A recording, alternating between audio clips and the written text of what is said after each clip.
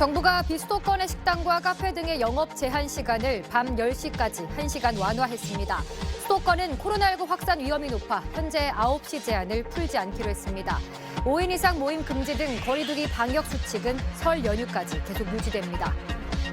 설 연휴를 앞둔 주말 공원, 묘지와 전통시장 등은 인파로 붐볐습니다. 코로나 사태 속 설 준비 표정을 취재했습니다. 미국과 중국의 외교수장이 바이든 행정부 취임 이후 처음으로 직접 통화하며 대립각을 세웠습니다. 미국이 타이완과 홍콩, 위구르 등 민감한 문제를 꺼내며 압박하자 중국은 내정 간섭 말라며 맞받았습니다. 부산항에 들어온 외국 선박에서 100만 명이 동시에 투약할 수 있는 코카인이 발견됐습니다. 해경은 마약 유통 경로 등을 추적하고 있습니다. 잠시 후 8시에 전해드립니다.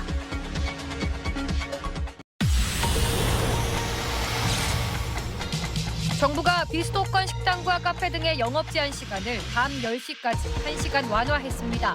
수도권은 코로나19 확산 우려로 현재 9시 제한을 풀지 않기로 했습니다.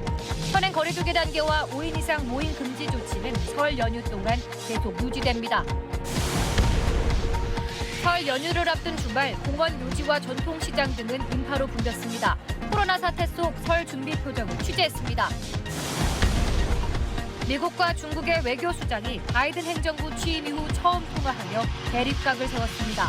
미국이 타이완과 홍콩, 위구르 등 민감한 문제를 꺼내며 압박하자 중국은 내정 간섭 말라며 맞받았습니다. 주민등록증과 여권이 있고 40년간 문제없이 살아왔는데 법적으로 자신은 존재하지 않는 사람이었다는 제보가 왔습니다. 황당한 사연 어찌 된 일인지 알아봤습니다.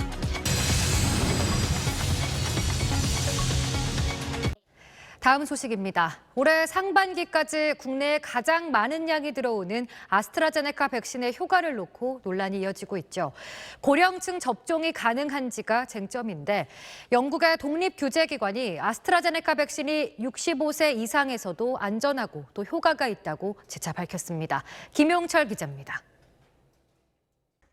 미국과 중국의 외교수장들이 바이든 미국 행정부 출범 이후 처음으로 통화를 했습니다.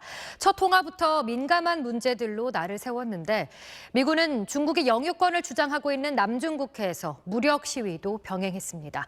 먼저 워싱턴에서 김윤수 특파원입니다.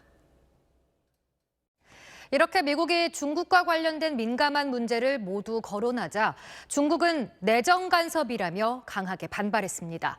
그런데 중국 매체들은 블링컨 장관의 중국 비난 발언은 쏙 빼고 미국이 하나의 중국 원칙을 지지했다고 전했습니다. 이어서 베이징에서 김지성 특파원입니다. 한국판 뉴딜의 대표 과제 중 하나인 데이터댐 구축을 위해선 인공지능이 학습할 수 있도록 데이터를 입력하는 작업이 필수입니다. 정부는 이 사업으로 수만 개 일자리를 만들었다고 밝혔는데 실상은 인형 눈 붙이기에 비유될 만큼 단순 노동에 불과하다는 지적입니다. 김기태 기자입니다.